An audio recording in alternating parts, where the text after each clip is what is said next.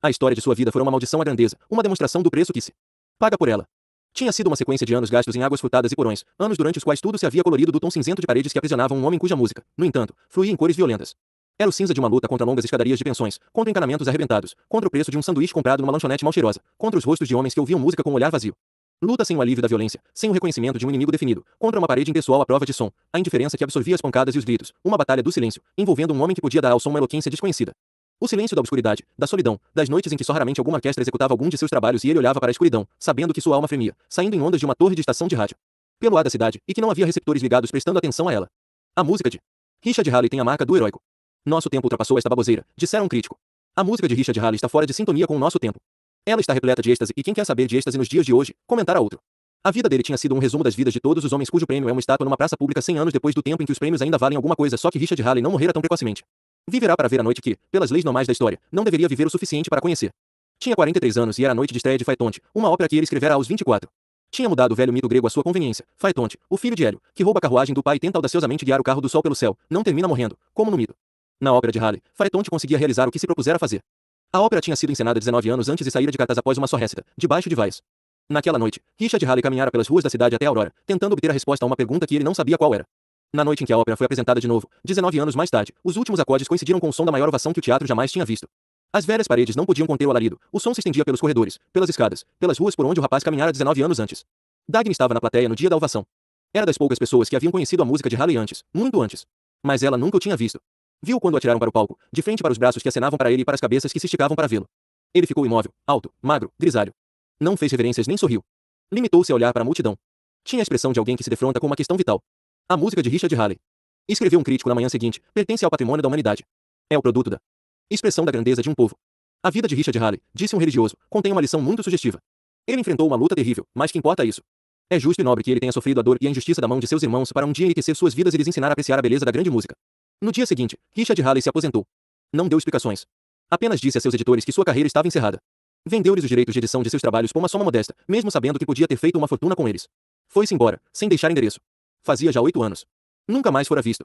Dagny ouvia o quarto concerto com a cabeça jogada para trás e os olhos fechados. Jazia semi-estendida no canto de um sofá, o corpo relaxado e parado, mas a atenção salientava o formato de sua boca, um formato sensual, de linhas ardentes. Depois de algum tempo, abriu os olhos. Viu. Jornal que jogará sobre o sofá. Pegou-o descuidadamente, para afastar da vista as manchetes banais. O jornal tinha ficado aberto. E ela viu a fotografia de um rosto conhecido e as primeiras frases de uma reportagem. Com um safanão, fechou as páginas e afastou o jornal. O rosto era o de Francisco de Anconia. A manchete dizia que ele tinha chegado a Nova York. E daí, pensou ela. Não tinha que vê-lo. Há anos que não o via. Sentou-se, olhando o jornal que caíra no chão. Não leia, pensou. Não olhe. Mas o rosto não tinha mudado nada. Como podia se manter inalterado quando tudo mais havia mudado? Desejou que não o tivessem fotografado sorrindo. Não era o tipo de sorriso adequado às páginas de um jornal. Era o sorriso de um homem capaz de ver, de saber e de criar a glória da existência. Era um sorriso de mofa e desafio de uma inteligência brilhante.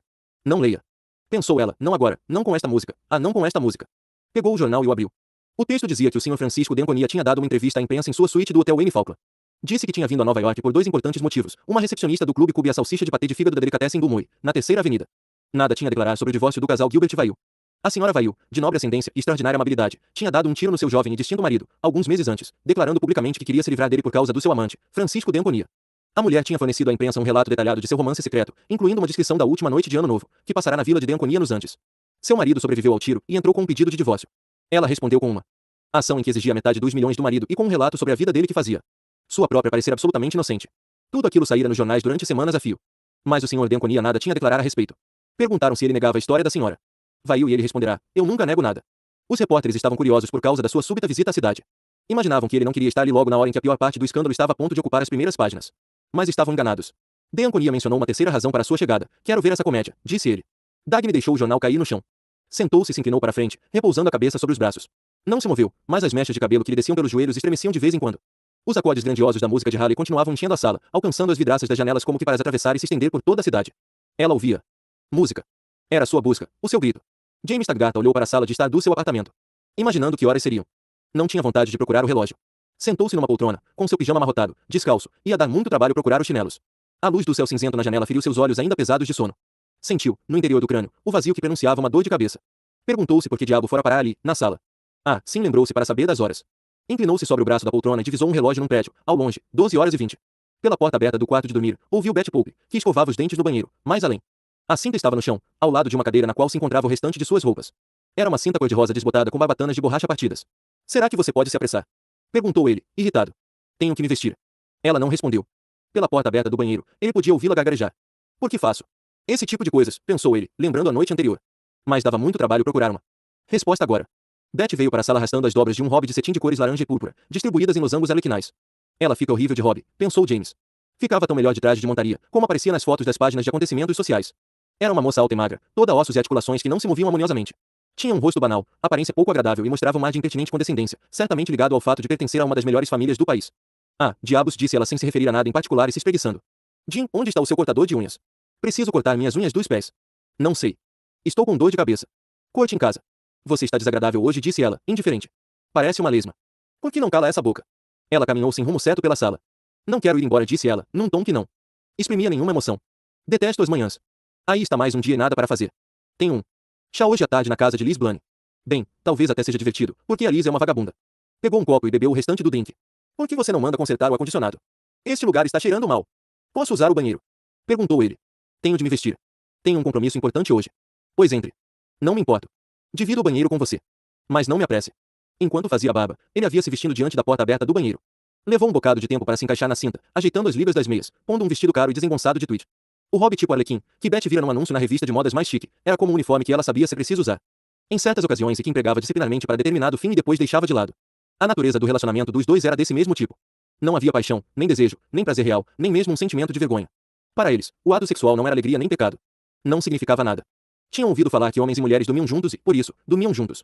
Jim, por que você não me leva àquele restaurante armênio hoje à noite? Não posso, respondeu ele irritado, do meio da espuma de sabão que lhe cobria o rosto. Tenho um dia muito trabalhoso pela frente. Não vá trabalhar. O quê? Deixe tudo pra lá. Tenho coisas importantíssimas para hoje, meu bem. Uma reunião da diretoria. Ah, não se chateie com essa maldita ferrovia. É uma chatice. Odeio homens de negócios. São chatos. Ele não respondeu. Beth olhou para ele manhosamente, e sua voz mostrou um tom mais vivo quando lhe disse, Jack. Benson diz que você leva uma vida mole nessa história de ferrovia, porque a sua irmã é quem faz tudo, no fim das contas. Ah, ele disse. Disse. Eu acho sua irmã horrorosa. Acho horrível uma mulher se comportar como um gorila e posar de executivo. Que coisa pouco feminina. Quem ela pensa que é, afinal? James caminhou até a soleira da porta. Inclinou-se contra um dos marcos, estudando Beth. Tinha um risinho leve, sarcástico, confiante, no rosto. Enfim, eles tinham algo em comum, pensou. Talvez lhe interesse saber, querida, disse ele, que estou preparando uma rasteira na minha irmã esta tarde. Não diga. Disse ela, interessada. É mesmo. Eis aí porque é tão importante a reunião de hoje. Você vai se livrar dela. Não. Não precisa tanto, nem é aconselhável. Vou botá-la no seu devido lugar, apenas. Eu estava esperando por isso havia muito tempo. Encontrou algum ponto fraco nela? Algum escândalo? Não, não. Você não compreenderia. É que ela foi longe demais e tem que ser advertida. Tomou uma série de medidas absurdas sem ouvir ninguém. Uma série de ofensas a nossos amigos mexicanos. Quando a diretoria tomar conhecimento, vai aprovar umas modificações no departamento de operações, e isso vai amansá-la bastante. Você é um cara esperto, Jim.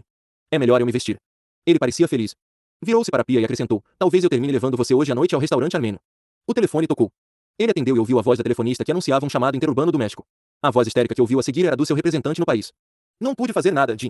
Gritava ele, não pude. Não fomos avisados, juro por Deus, ninguém suspeitava. Eu fiz o que pude, você não pode me culpar, Jim. Foi um raio caído de um céu azul. O decreto saiu esta manhã, 5 minutos atrás, saiu assim, sem mais nem menos, sem aviso. A República Popular do México nacionalizou as minas de San Sebastián e a linha San Sebastián. E portanto posso afirmar aos membros da diretoria que não há razão para entrar em pânico. O acontecimento da manhã de hoje é lamentável, mas confio plenamente baseado em meu conhecimento dos processos internos que regem nossa política exterior em Washington, em que o nosso governo vai negociar um ajuste razoável com o governo da República Popular do México, e que receberemos justa e plena indenização por nossas propriedades. James Taggart estava de pé ante a longa mesa, falando à diretoria. Sua voz precisa e monótona dava uma sensação de segurança. Agrada-me acrescentar, porém, que antevi a possibilidade dessa reviravolta e tomei todas as medidas para proteger os interesses da Taggart Transcontinental. Alguns meses atrás, instruiu nosso departamento de operações a cortar o orçamento da linha San Sebastián de modo a deixar apenas um trem por dia e remover de lá nossas melhores locomotivas e vagões e os equipamentos que fosse possível deslocar. O governo mexicano não conseguiu reter nada, com exceção de alguns vagões de madeira e uma locomotiva velha. Minha decisão poupou à companhia muitos milhões de dólares. Trarei os números exatos para os senhores. Sinto, entretanto, que nossos acionistas acreditarão ser justo que aqueles que têm a maior responsabilidade empresarial devam arcar com as consequências de sua negligência. Sugiro, portanto, que seja demitido o Sr. Clarence Dinton, nosso consultor econômico, que recomendou a construção da linha San Sebastián, e também o Sr. Jules Motte, nosso representante na cidade do México. Os homens ouviam, sentados em torno da longa mesa. Não pensavam no que deveriam fazer, mais do que diriam aos homens que representavam. A fala de James Taggart lhes fornecia material para isso. Oren Boyle estava à sua espera quando Taggart voltou ao escritório. Este se inclinou contra a mesa, deprimido, o rosto pálido e inexpressivo. E então? Perguntou. Boyle mostrou as palmas das mãos, num gesto de desesperança. Verifiquei. Tudo, Jim disse. É exato, Deanconia perdeu 15 milhões de dólares do próprio dinheiro naquelas minas.